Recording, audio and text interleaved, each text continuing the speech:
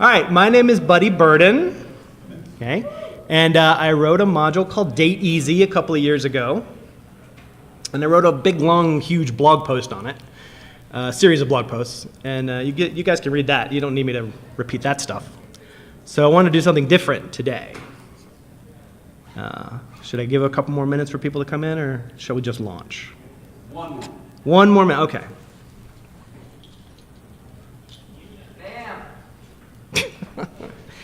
So, if you do want to check out my blog, it's the Perl, blogs.perl.org, Barefoot Coder, that's me.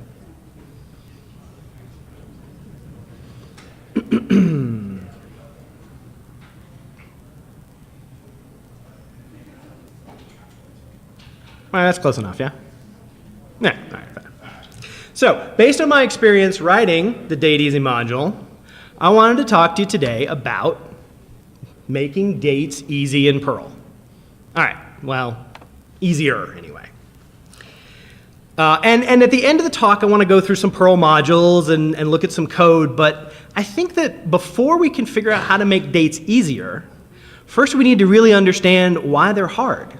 You know, not just in Perl, but in all software. Because they shouldn't be, right? I mean, we all understand dates as humans. And in fact, we understood them at a very young age, right? Which you probably already knew, especially if you have children. I myself have 3 children, ages 19, 12, and 6, part of a complicated social experiment that I don't want to get into right now. But I can tell you from personal experience, and also because I Googled it, that children start learning dates and times at 4 or 5, and by the time they get to 6 to 8, they got it down pat. So if dates are so easy we can do them when we're children, then what's the computer's problem, right? I mean, well, maybe it's one of those things that we internalize at such a young age that we forget how complex it is until we try to explain it to something that has no frame of reference for it, like a computer. You know, something like walking. So maybe that's it, or maybe it's something else. So let's see if we can, let's dive in and see if we can figure out what the problem is. So let's start with units of time, right? And let's start with a second. Now, sometimes you need units of time smaller than a second, especially if you're profiling code or writing software for a racetrack. Actually, outside of profiling code, you don't often need time less than a second that often, right? So that's a good place to start. And we can build up from there. We can do minutes and hours and days, weeks, months, years, and we could even go higher than years, but you know what? This is a good list, right? This is a good place to stop. So what is up there that's so hard for a computer to get right? I mean, there's a lot of weird numbers up there for sure, right? A lot of funky bases. And there's no pattern, really. You could almost see something with 12, right? I mean, there's a 12 and a 24 and 2 60s, but not really. Then you got the 7. There's nothing up there divisible by 7. And 365, that's just crazy talk. But if you think about it from the computer's perspective, as far as it's concerned, any base that's not base 2 is already weird, right? So base 365 is not any worse than base 10. And okay, it's a lot of random numbers, random in the sense that there's no pattern to the progression, so you need a lookup table. Still not hard, right? So I think we need to go a little deeper. So if we get rid of the top parts there, what we're left with is a set of 9 equations. And what are equations? They're statements of mathematical truth, right? So all these are true, right? No. Yeah. So, I mean, I just said that nothing up there was divisible by 7, so obviously anything that involves weeks, we can knock that out right away. It's just an approximation. So that's 2 down. And you know, for the rest, let's start at the bottom and work our way up, right? So, are there 365 days in a year? Yeah, so here's where we run into the first major problem with trying to make dates easy. Astronomy, right? Because years and days have very precise astronomical definitions, right? A year is the amount of time it takes the Earth to revolve around the sun, and a day is the amount of time it takes it to rotate on its axis. And because we define year and day in this way, it's very useful, right? This is what gives us summer and winter and day and night and solstices, and noon and midnight. But the problem is that the rotations just don't divide evenly into the revolutions. So it's not 365, it's The real number is much closer to 365 and a quarter, right? And that means that for every 4 revolutions, you got an extra rotation, which in turn means that reality has one more day than your calendar. So the calendar's a day short. And if your calendar's a day short every 4 years, it doesn't take too long before weird stuff is starting to happen, like you're celebrating Midsummer's Eve with snow on the ground. So we got to fix this, right? We're going to have to add a day to the calendar every 4 years. And you could start with any year, just pick a year random, 2003, right? And then we'd add a day in 2003, and then in 2007, and 2011. But that doesn't make much sense. It would make much better sense if we said, you know what? Every year that's divisible by 4, we're going to add an extra day. So let's do that. Congratulations, we just invented leap years. So how do leap years work? Every 4 years, we add an extra day, and we put it at the end of the year, because that makes sense. No, wait, we actually put it in February, because February got stiffed on days, and we felt sorry for it? I don't know. And so we're going to know if it's a leap year or not by whether it's divisible by 4. So let's pick a year divisible by 4. How about 1888? Okay, I love 1888 because it's 1,003/8, and they're all divisible by 4, right? Obviously. So 1888, definitely divisible by 4, definitely a leap year, which means 4 years later, in 1892, it's also a leap year, right? 4 years later, 1896, also a leap year. 1900, also a leap year. 1904, also a leap. Wait, what? People are objecting already, I see. What's that you say? 1900, not a leap year? No, it's not. But obviously it's divisible by 4, right? So how can it not be a leap year? Okay, so remember when I said the real number of days is much closer to 365 and a quarter? It is. But it's even closer to 365.24. So, and that means that if you add a day every 4 years and you do that for 100 years, then you've added a day too much. And, being off by a day every 100 years is not nearly as bad as being off by a day every 4 years, but it's still not great. So we're going to fix the rule, right? Every 4 years is a leap year, but every 100 years, it's not, right? So if the year is divisible by 100, it's not a leap year, right? So if we go back up then to 1800, that's not a leap year, right?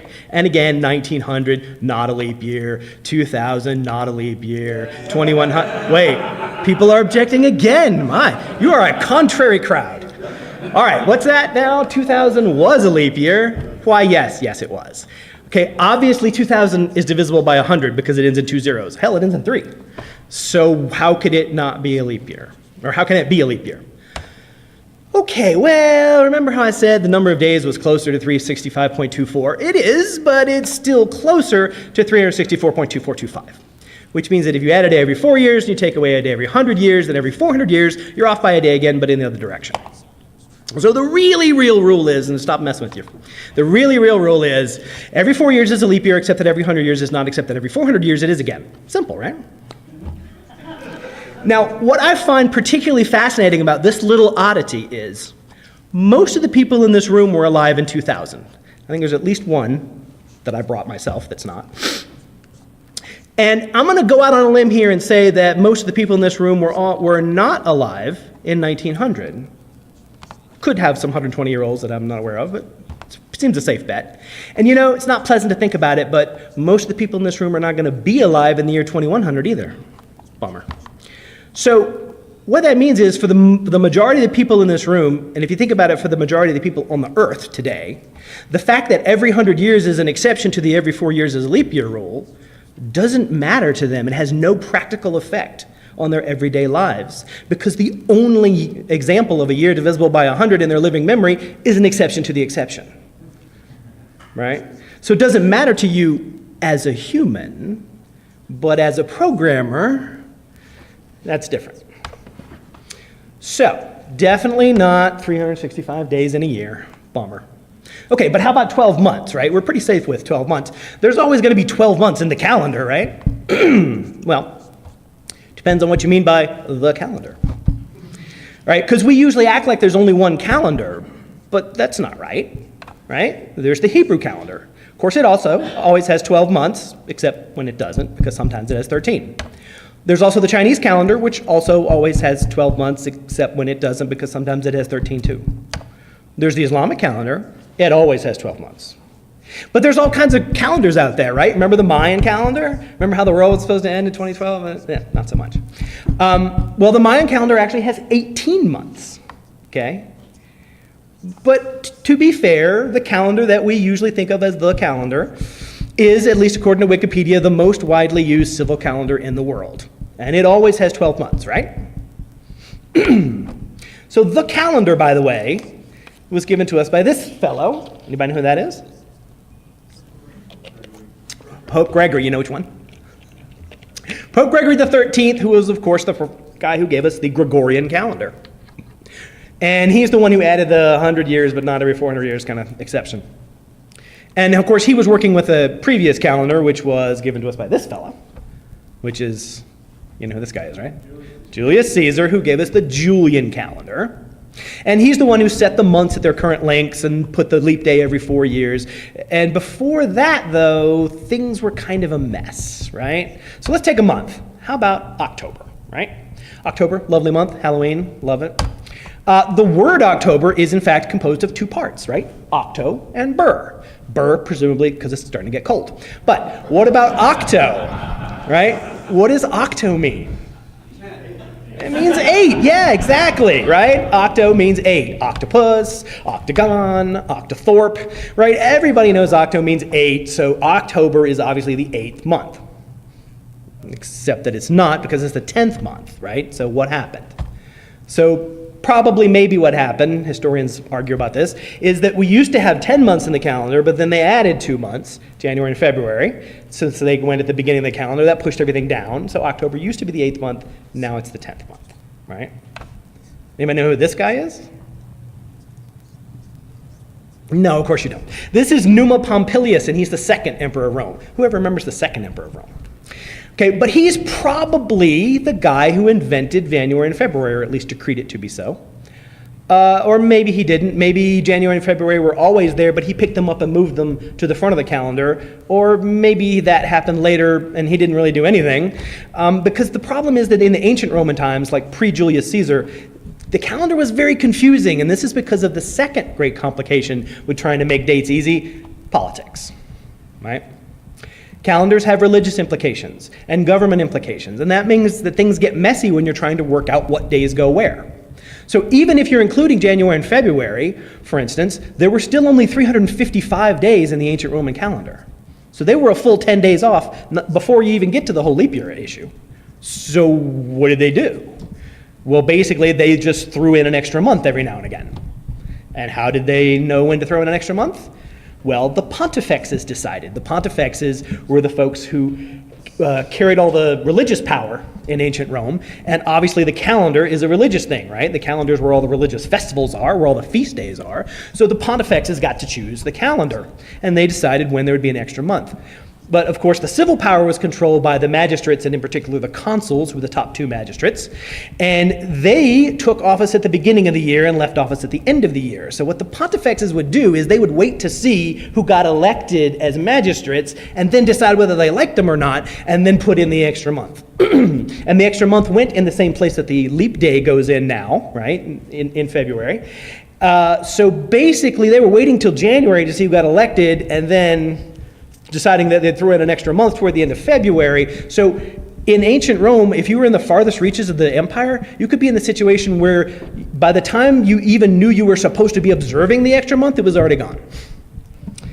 And in the years after the Second Punic War, the situation got so out of hand, they kept throwing in extra months every year for a while. They started calling them the years of confusion, because the average Roman citizen so often had no idea what the date was supposed to be. So now we have the Julian calendar comes along and fixes all this problem, right? Forget the leap months, says the Julian calendar, we're going to do leap days instead. But of course, by the time the Julian calendar comes around, things are already so screwed up with the calendar that they had to have 1 year with 14 months in it just to get everything back on track, right? But after that, always 12 months. So, for the whole 12 months to a year thing, I think we're going to have to give it a mostly true, right? There are the other calendars, and there is the whole wackiness of the ancient Roman calendar, but look, as long as you're willing to work with the calendar, and as long as you're willing never to go back past Julius Caesar, you're pretty safe with this one. So I don't want to say myth busted, but we'll leave it as mostly true. All right? Now, what about this whole month is 30 days thing? Well, obviously that's wrong because months all have different numbers of days. Why do months all have different numbers of days? For that matter, what the heck is a month? Right? Because we know what a year is, and we know what a day is, so what's a month? Anybody want to posit? Moon, yes, a month is a month, right? That is, it has to do with the amount of time it takes the moon to revolve around the earth. So how long does it take the moon to go around the earth? Anybody know? 27 point bloody blah, which is what we refer to as a sidereal month, okay? It's how long it takes the moon to go around the earth.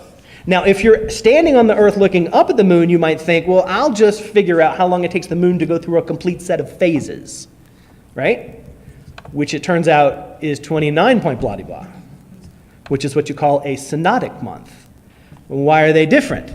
Well, I don't have time to go into a full explanation because this is trying to make dates easier, not trying to make astrophysics easier. But I encourage you to go online afterwards and look it up because it's totally fascinating. But if you think about it, when the moon gets around to where it used to be around the Earth, the phases of the moon have to do with where the sun is. And while the moon is going around the Earth's not sitting still, right?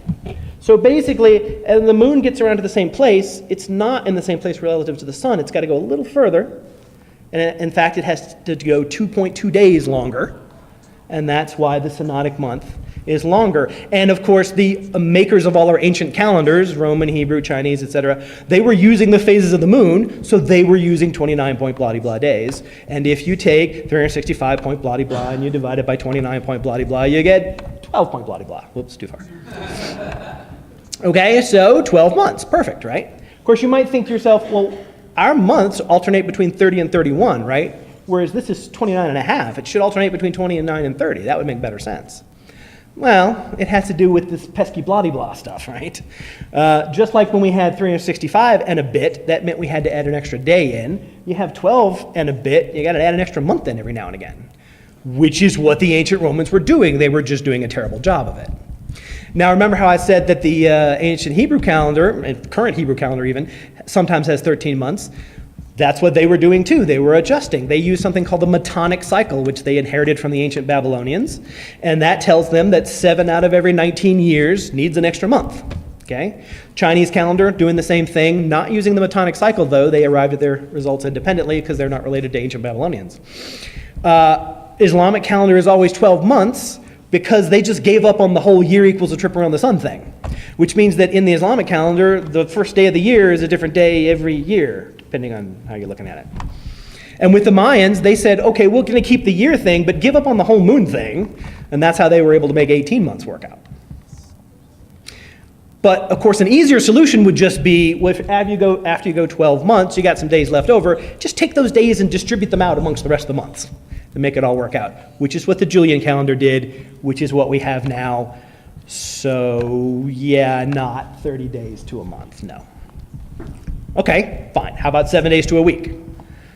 Well, again, as long as you're willing to start with the Julian calendar, you're okay, right? The Roman calendar stole the idea of the 7-day week from the Hebrew calendar, who probably stole it from the Babylonians.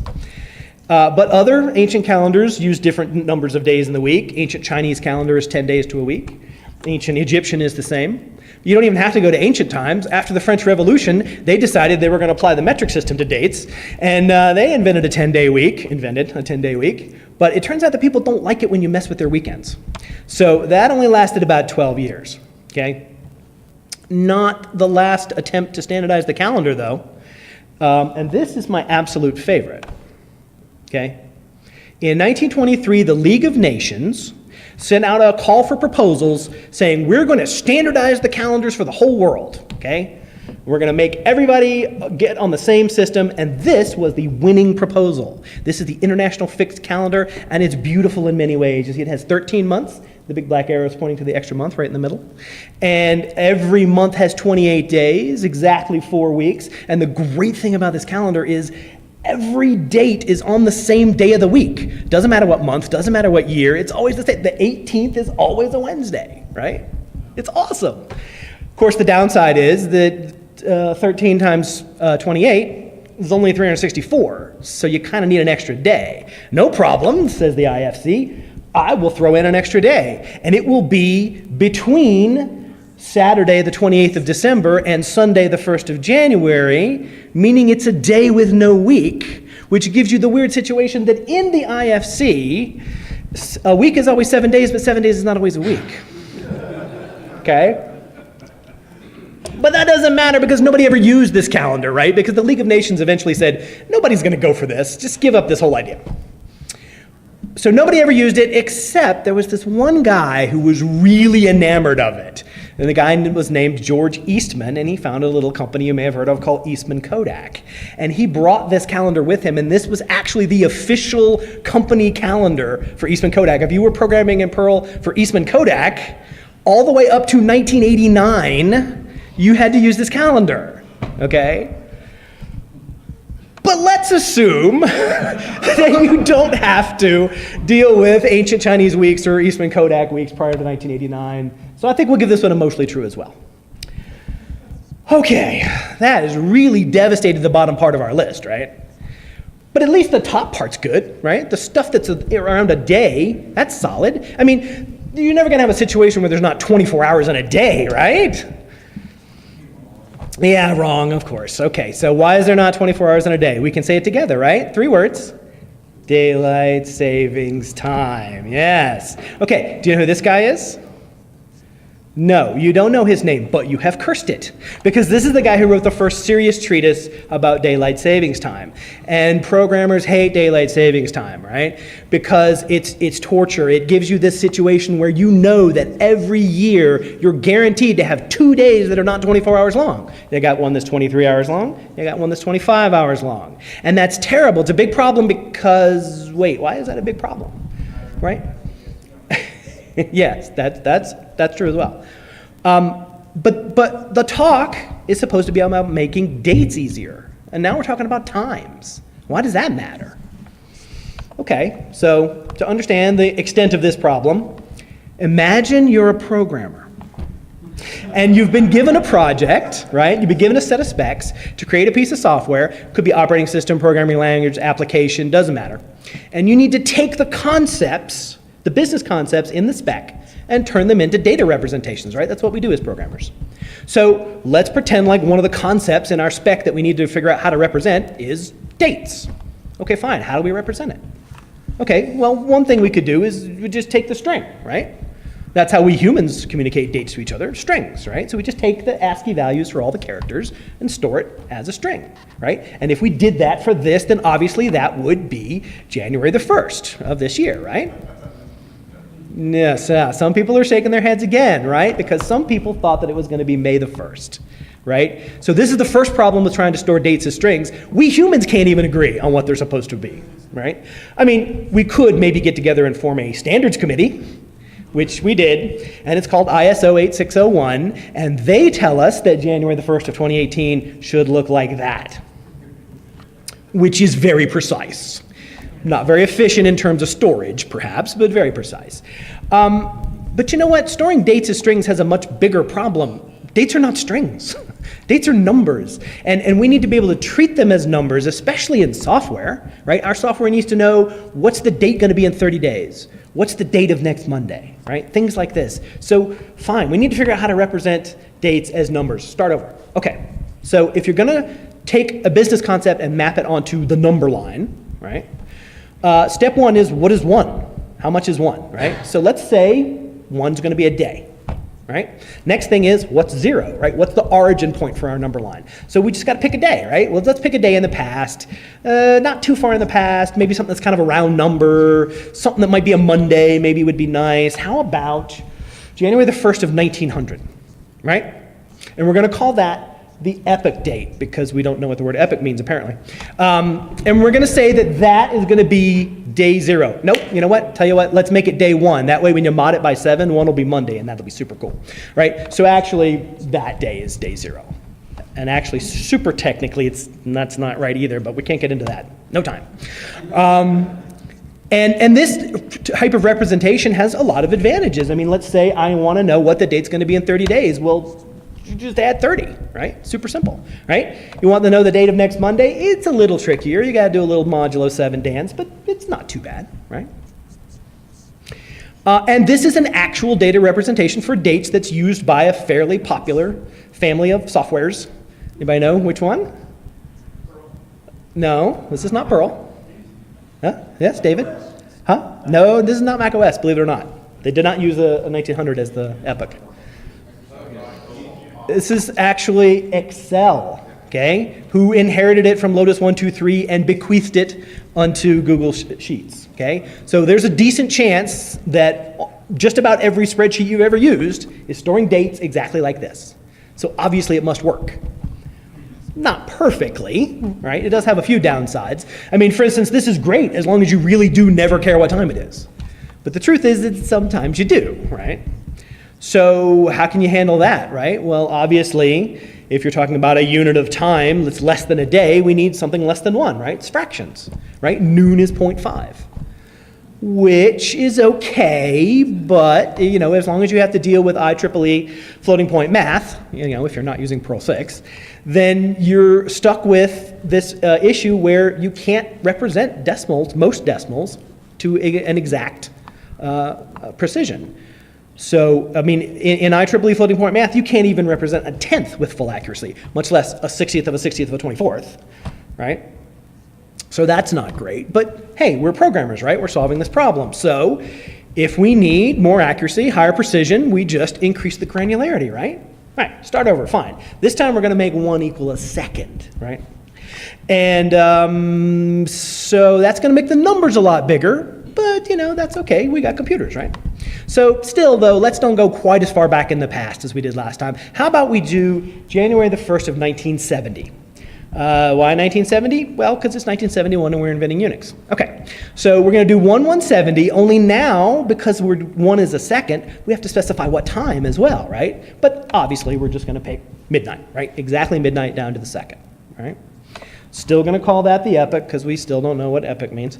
And we're going to call the number of seconds since January the 1st, 1970 at exactly midnight, the number of epoch seconds, which is a third entirely different, wrong definition of epoch, but that's okay. So now we have full accuracy for any granularity as long as it's a second or higher, all right? But now what if we want to add 30 days? Okay, well now we have to know how many seconds there are in a day. How many seconds are there in a day? 86,400. See, I knew at least one person was going to know that, right? So if you want to know date in 30 days, you just add 30 times 86,400, right? Simple. And if you wanted to do next Monday, we could do that too, but it's more complicated, so I didn't put it up there.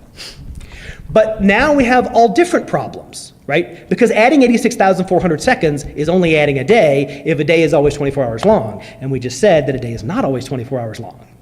If you add 86,400 seconds to your 23-hour day, then you get 1 a.m. on the next day, which is annoying. It's not terrible. If you add 86,400 seconds to your 25-hour day, you get 11 p.m. on the same day. And that is tragic.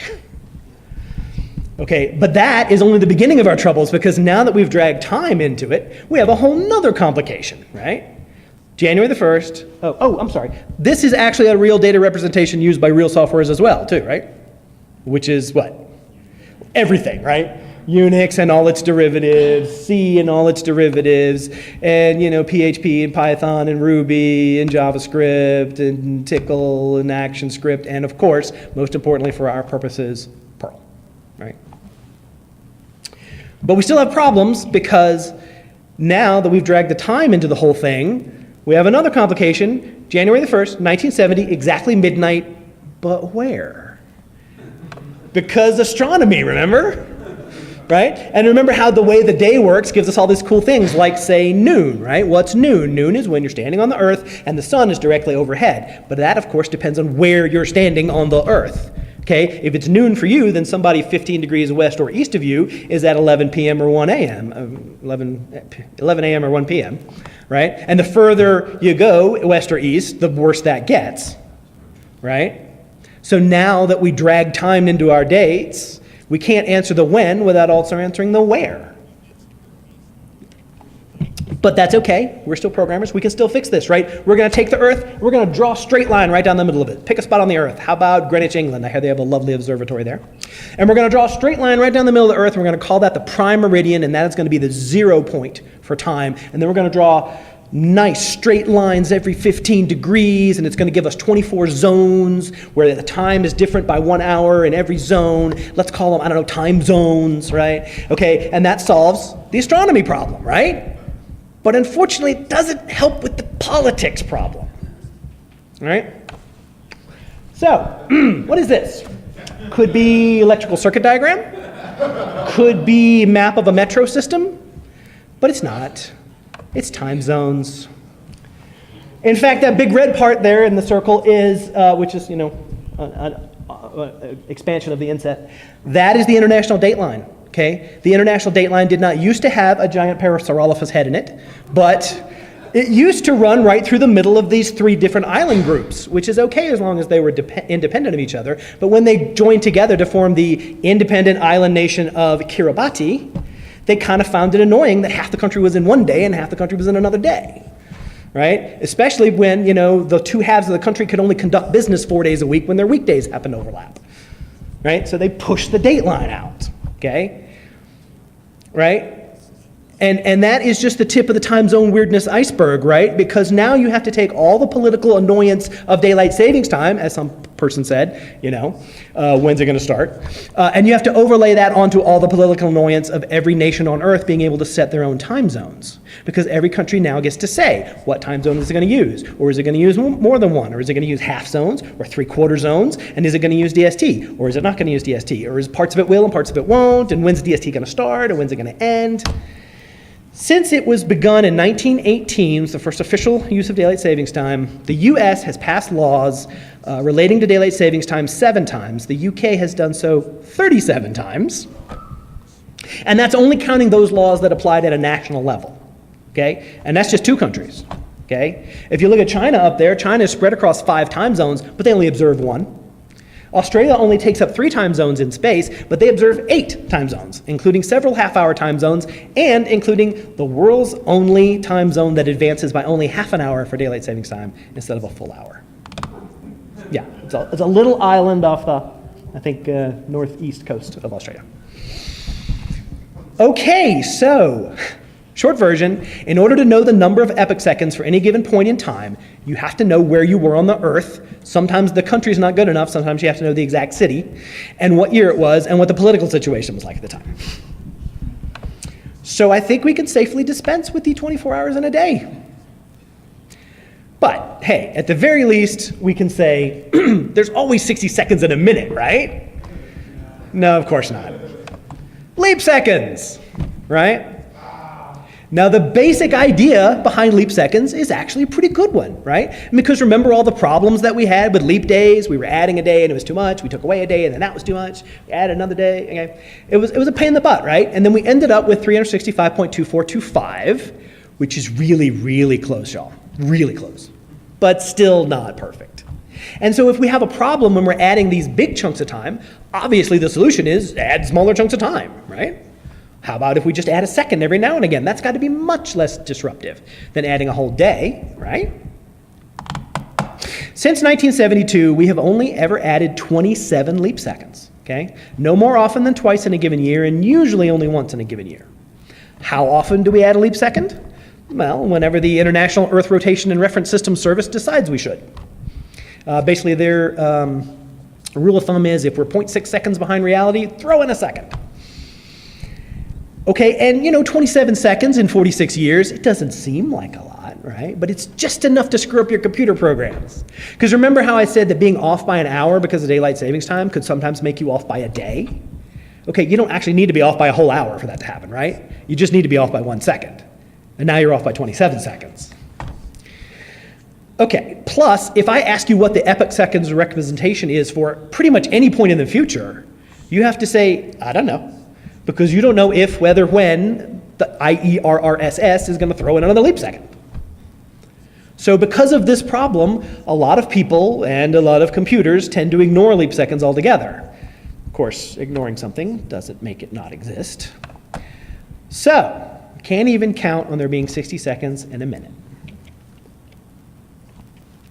But the good news is I couldn't find any instance where there's not 60 minutes in an hour.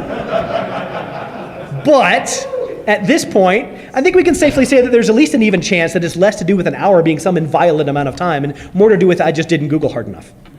And actually, when I gave this talk at LAPM, somebody said, well, how about that one where the time zone only advances by half an hour in daylight savings time? Doesn't that make an hour not be an hour? And I thought, well, kind of. So yeah.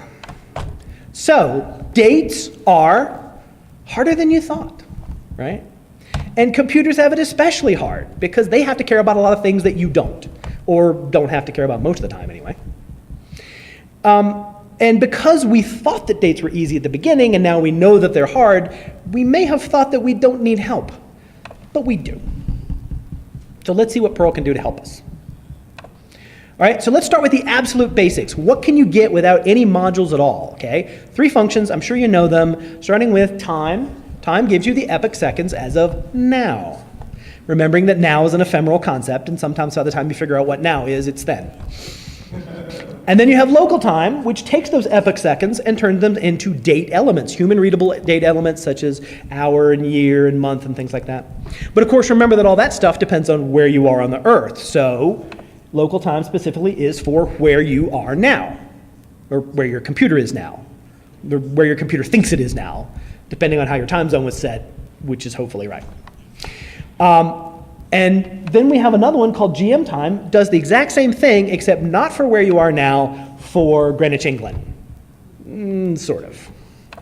Okay, so remember that we said that Greenwich, England is going to be the origin, right? The 0 point for time, right? And the time zone for Greenwich is GMT, which of course stands for Greenwich Mean Time, okay? And this is where GM time gets its name. Right? So you think to yourself, okay, the 0 point for time, that's where time has a 0 offset to figure out what the local time is. So that's what I want to use if I want to abstract the time zones out of the times, right? If I want to express the time regardless of where you were on the Earth at that exact moment. But it's not what you want to use, because what you really want to use is Coordinated Universal Time, or UTC, okay? And I know you're looking at that going, that should be CUT, not UTC. And typically when you ask this question, the answer you get is French. But the problem with that answer is that in French, it is, and please pardon my beastly French pronunciation, it would be Temps Universel Coordonné, which of course is TUC. And believe it or not, the answer is that this is the compromise. The British and French were arguing about what the abbreviation should be, and they chose this because at least this way it can be wrong in both languages. Okay.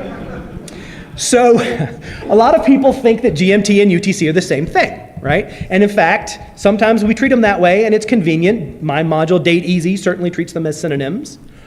But technically, they're not the same, right? If you look it up on the internet, then the answer that you'll find is that GMT is a time zone, UTC is a time specification, which sounds kind of abstract and airy-fairy, so maybe we should try to make this difference a little more concrete, right? So let's take a time in UTC, and let's add an hour to it, okay? 1:30 on February the 18th, you add an hour, you get 2:30 on February 18th, right? Exactly what you expected, okay? Now let's put that same time in GMT and add an hour, and we get this. Because it just so happens that in 1968, for 1 year and 1 year only, their version of daylight savings time, which is called British Summertime, started in February. I don't know why. And it was started on February the 18th at 2 a.m. So when you add an hour to 1:30, you get 3:30, and you shift time zones to British Summertime, okay? So the short answer is, a time in UTC is always the same time in GMT, assuming that time exists in GMT, which it doesn't always. Okay, so with no modules, Perl lets you ignore the time zone with GM time, which is really UTC in disguise, or lets you deal with your own time zone via local time, and you can turn those into human readable elements, which is very nice. Of course, sometimes you need to go in the other direction, right? And for that, you need a module, but happily it's a core module, been core since eons ago. Time local, right? And time local gives you 2 more functions called time local and time GM, which do exactly what you think they do. They do the opposite. They take the human readable elements and turn them back into epoch seconds, right?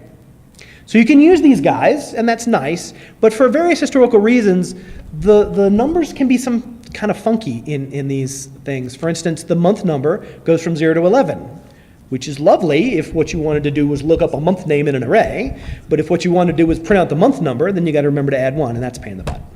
The year numbers are actually the year minus 1900, which is weird, because if you're in the 1900s, then it looks like a 2-digit year, which we all know is bad. But it's not, because like 2018 would come back as 118, which is just bizarre. So that's not easy, and not to mention the fact that you have to do all the assembling of the human readable elements, or disassembling, depending on which direction you're going yourself. So that's bad. What we really want is a date time object, right?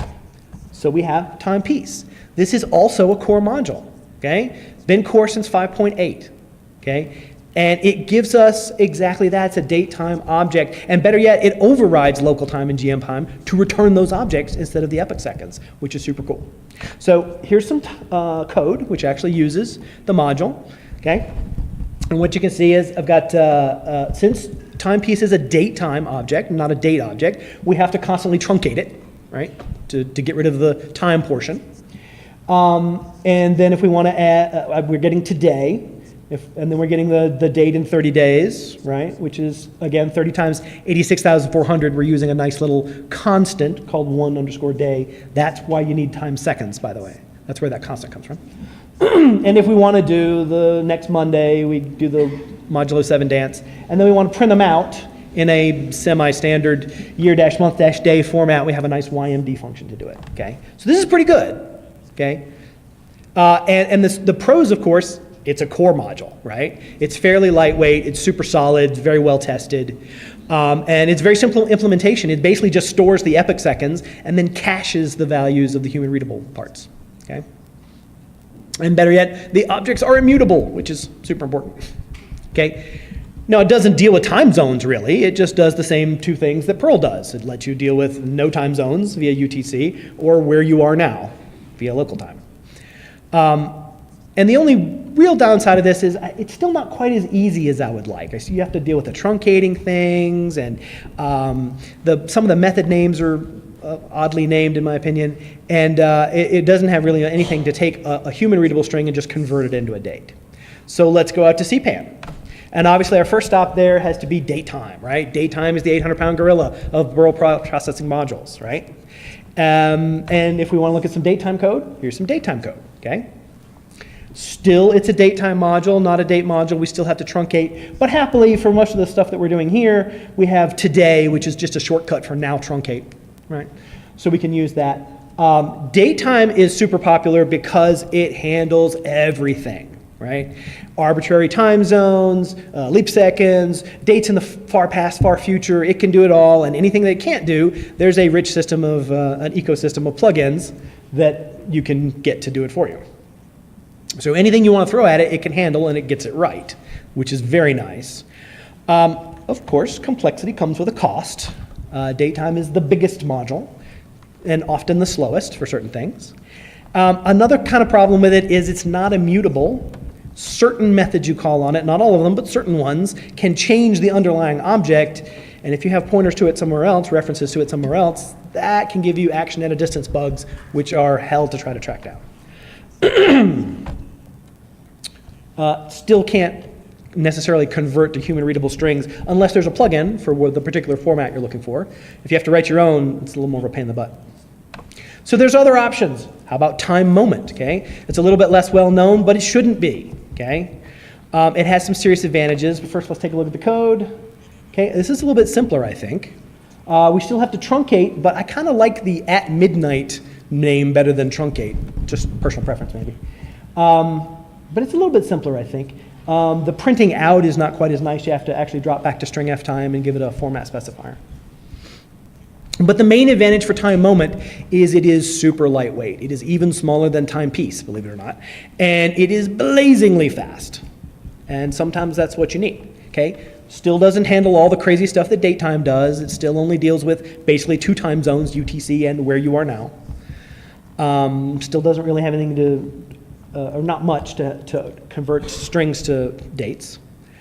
So this is how I ended up writing my module, date easy, and it has pretty much exactly one function, which is to make that code look like this code, which I think is a little bit nicer. Now, the downsides of date easy are obviously that it's new, and it hasn't received as much real-world testing. But it makes up for that by just being a thin-ish wrapper around timepiece. So a date easy object is a timepiece object underneath, and it's just adding a little bit of syntax and stuff on top. And the other thing that's nice about it is it actually gives you two objects, one date object and one date time object. So in this code, all we care about is the date objects, right? Right, so you want today, you just ask for today, and that's today. It's already truncated, you don't have to worry about that, okay? You want 30 days from today, you just add 30, right? We're back to that cool little thing. And if you want next Monday, we could do the modulo 7 dance if we wanted to, but I wanted to show off one of the greatest things, I think, about date easy, which is that it will take an arbitrarily formatted human-readable string and do its level best to turn it into a date, okay? And it uses underneath, again, I'm relying on the standing on the shoulders of giants. It's using date parse by Graham Barr and time parse date by Muir, I think, maybe, I'm not sure, John Muir. And so it basically tries one and then the other until it comes up with something that it thinks is a date, and if it can't, then it throws an exception. Okay? Now the printing out, you might say, well, that's a little bit harder. I don't have just a nice YMD function. But the way that works is the as, which is also how you convert to another type of object. For instance, if you wanted to convert to a timepiece, you'd say as timepiece. But it also doubles as the pretty printing thing. So by saying that dash YMD is the same as %y dash %m dash %d, then that means that you can use a different delimiter if you want to. And it's that easy, right? So that's kind of nice. And I want to give you one more example. This is doing some date times, and this is doing some Perl one-liners, and I think date easy is actually really cool for Perl one-liners. If you just include date easy, you get everything exported. If you don't like that, then either include date easy date or date easy date time. And then you get, less stuff in your namespace. And as you can see, the first one for the UTC one, these are the actual answers for the earlier slide, right, about adding an hour. For the first one, I just said date easy UTC, and that gives me a default of UTC for all my objects. Okay, and I'm using date times. Okay, you don't have to say that for dates. Obviously, dates are always UTC.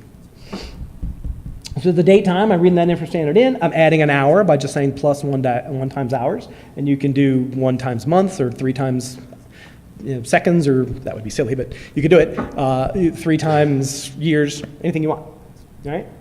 The date stringifies to most of what I wanted. I had to go out to the string f time to get the time zone on there, but that's okay.